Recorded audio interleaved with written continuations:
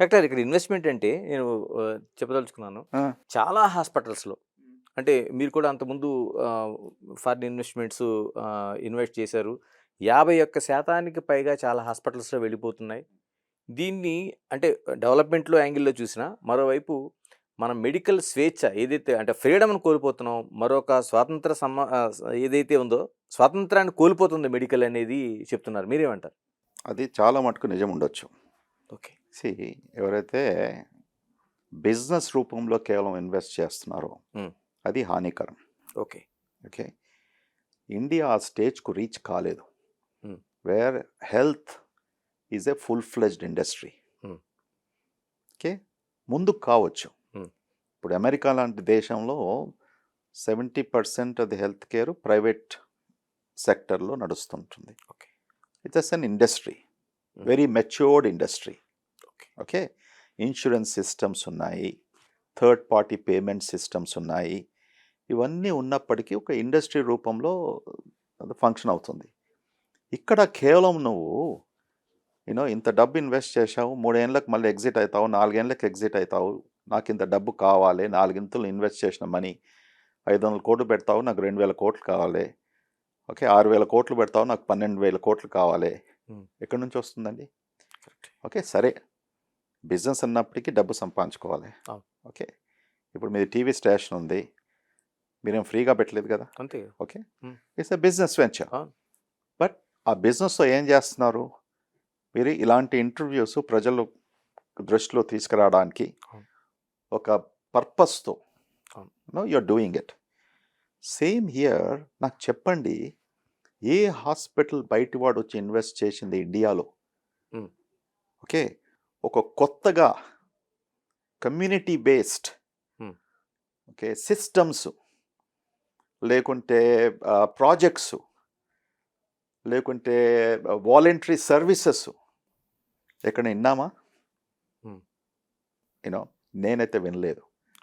Okay. Maybe అక్కడక్కడ ఏమైనా ఉండొచ్చు, కానీ ఆ సిఎస్ఆర్ కూడా ఏమైనా చేస్తారు కదా, ఆ సిఎస్ఆర్లో కూడా మతలబు ప్రాఫిట్ లేదు ఉంటుంది. ఓకే. సిఎస్ఆర్లో కూడా సిఎస్ఆర్లో కూడా వాళ్ళకు కలిసి వచ్చే ఏదైతే ప్రాఫిట్ బేస్డ్ వెంచర్ ఉంటుందో ఆ మనీ అక్కడ డైవర్ట్ చేసుకుంటారు. Yeah. So this is the big problem. ఏంటంటే ఇన్వెస్ట్ చేయండి, ఇండియా నీడ్స్ ఇన్వెస్ట్మెంట్. ఓకే. మనం ముందుకు పోవాలి, డెవలప్ నేషన్ కావాలి, we need investment. But investment focus కేవలము హెల్త్ కేర్లో కేవలం డబ్బు రావాలి, ఇలా చెడిపోయేకండి సిస్టమ్స్ను. అనవసరంగా ఇలా శాలరీస్ పెంచేసి సిస్టమ్ను చెడగొట్టకండి. It's not an affordable system. వేరే ఇండస్ట్రీస్లో డిఫరెంట్. ఐటీ ఉందనుకోండి, ఓకే, సాఫ్ట్వేర్ డెవలప్మెంట్, అది your selling. Okay, you're selling to developed countries, all of those things. That's a different issue altogether. But here, yes, అందులో నువ్వు 10 times నీకు profits ఉండొచ్చు, 15 times ఉండొచ్చు, 5 times ఉండొచ్చు. రియల్ ఎస్టేట్ అనుకోండి, ఒక ఫ్యాక్టరీ అనుకోండి, ఇండస్ట్రీ అనుకోండి, ఫార్మా అనుకోండి. ఓకే. బట్ ఇక్కడ హాస్పిటల్ వెంచర్స్లో కేవలము నీకు ఇంట్రెస్ట్ అలా చేసేది ఉంటే నువ్వు ఎందుకు మీ కంట్రీస్ నుంచి సిస్టమ్స్ని ఎందుకు తీసుకురారు? మీ మేనేజ్మెంట్ పూల్ ఎందుకు తీసుకురారు? మీ డాక్టర్స్ను కొద్దిగా వచ్చేసి ఇక్కడ ట్రైనింగ్ ఎందుకు ఇవ్వరు? రారు, అది స్పెండ్ చేయరు, మళ్ళీ ఇక్కడ ఉన్న వాళ్ళని చెడిపేస్తారు. డాక్టర్ చాలా వరకు ఇలా ఇన్వెస్ట్ చేసిన వాళ్ళు ఆ మేనేజ్మెంట్ని అంటే అంతకుముందు ఉన్న మేనేజ్మెంట్లు ఇబ్బంది పెడుతున్న ఘటనలు ఉన్నాయి. మీలాంటి హాస్పిటల్స్ కూడా కొన్ని ఇబ్బంది పెట్టారు. అబ్సల్యూట్. ఇప్పుడు ఉన్న వాళ్ళకి మీరు ఏం సజెస్ట్ చేస్తారు? ఎందుకంటే చాలా వరకు వాళ్ళు కూడా అటువంటి వాటిలో ఇరుక్కుపోయి ఉన్నారు చాలామంది. ఏం సజెస్ట్ చేస్తా అంటే, ఫస్ట్ సజెషన్, తప్పు చేయకండి. ఓకే. ఓకే. బోర్డ్ మీటింగ్స్లో కూర్చొని నేను ఇది చేసిన అది చేసిన కేవలం డబ్బు కొరకు ఆ బోర్డ్ మెంబర్స్ను, లేకుంటే మీకు డబ్బు కావాలి, మీకు బోనస్లు కావాలి, ఓకే, దానివల్ల భయపడుతూ ఇలాంటి చేష్టలు చేసుకోము. ఓకే, అది స్టాప్ చేయండి. Okay. Health care leaders focus, మీ పేషెంట్స్కు ఎలా ట్రీట్మెంట్ జరుగుతుంది, ప్రజలు మీ గురించి ఏమనుకుంటున్నారు, మీ డాక్టర్ సెలక్షన్ ఎలా ఉంటుంది, యూనో దాని మీద ఫోకస్ చేస్తూ గ్రో చేయండి. కేవలం ఒక 5 డాక్టర్స్ని పెట్టేసి నీకు 10 లక్షలు నీకు 17 లక్షలు ఇచ్చేసే వరకు నువ్వు బోర్డులో చూపించుకొని, oh I bought this doctors from Continental, from AIG, from KIMS, this thing అనేప్పటికీ ఈ సిఇఓస్ పెద్దగా చెప్పుకుంటారు. కానీ డాక్టర్స్కి తెలియని విషయం ఏంటంటే, వాడు ఒక సంవత్సరం ఉంటాడు, 2 సంవత్సరాలు ఉంటాడు, వాడు పోతాడు. వాని గతి ఏం కావాలి? వాడు వచ్చి తీసుకొని పెట్టుకున్నాడు, పోయాడు. వీళ్ళకి తెలివి ఉండాలి కదా. సో నేను చెప్పేది ఏంటంటే హెల్త్ కేర్ లీడర్స్కు, okay, health care leadership as a profession కొత్త కాదు. ఓకే, ప్రపంచంలో బాగా మంచిగా చక్కగా ఇదంతా కూడా రుజువు చేయబడింది. మన దగ్గర కూడా స్టాండర్డ్స్ ఉన్నాయి. NABH అనేసి మన నేషనల్ అక్రెడిటేషన్ బాడీ. ఓకే, ఏ హాస్పిటల్స్ అయితే అక్రెడిటేషన్ NABHకి వచ్చిందో మేము ఆ గైడ్ లైన్స్ అన్ని ఫాలోఅప్ చేయాలి.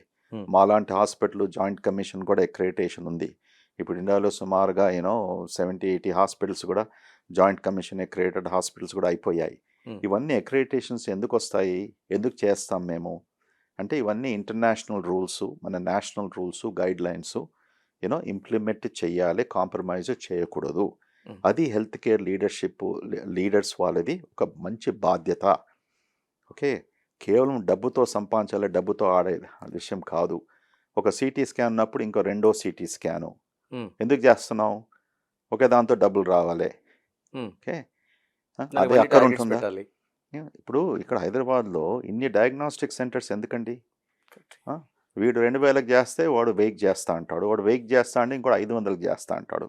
ఏం చేస్తున్నారు? ఈ క్వాలిటీ ఎవరు రివ్యూ చేస్తున్నారు? నిజంగా ఎవరు రివ్యూ చేస్తున్నారు? So government has to have strong policy framework. అసలు అక్కడున్నాయా ఇన్ని సెంటర్స్? ఇన్ని రేడియేషన్ ట్రీట్మెంట్ సెంటర్స్ అక్కడ ఉన్నాయా? ఇన్ని PET CTs మనకు అక్కడ ఉన్నాయా? ఓకే, ఇప్పుడు ఒకసారి కొన్నప్పటికీ ఏం చేస్తాము? ఆ బిజినెస్ నడవాలి కదా. Yeah, so in health care leadership వాళ్ళ దృష్టి only on how to make money, how to make profits నుంచి ట్రాన్స్లేట్ అవుతూ వాట్ ఆర్ ది అవుట్కమ్స్, ఎంతమంది మీకు కాంప్లికేషన్స్ అయ్యాయి, ఎంతమంది చనిపోతున్నారు, నువ్వు కొత్తగా ఏం ఇంట్రడ్యూస్ చేశావు మీ కమ్యూనిటీలో. ఓకే, నువ్వు కేవలం కాంపిటీషన్ వలన పోయి క్యాంప్స్ పెడుతున్నావా పేషెంట్స్ ఇంకా రావడానికి, లేకుంటే నిజంగా ఎడ్యుకేట్ చేస్తున్నావా? These are all very fundamentally. Health కేర్లో ఏముంటుందంటే ఒక సోల్ ఉండాలండి. Correct. Okay, you can't do without that.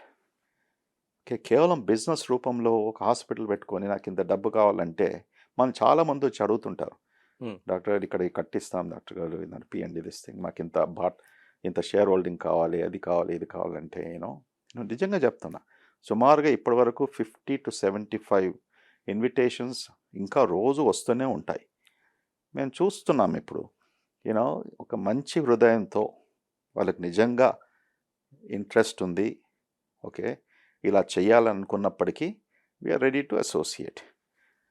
కేవలం ఈ సంవత్సరం కాగానే నాకు ఇన్ని క్రోడ్స్ కావాలి, దూరం పెట్టేస్తున్నాం, వద్దు బాబు అని. Okay. For more videos like this, subscribe Big TV channel.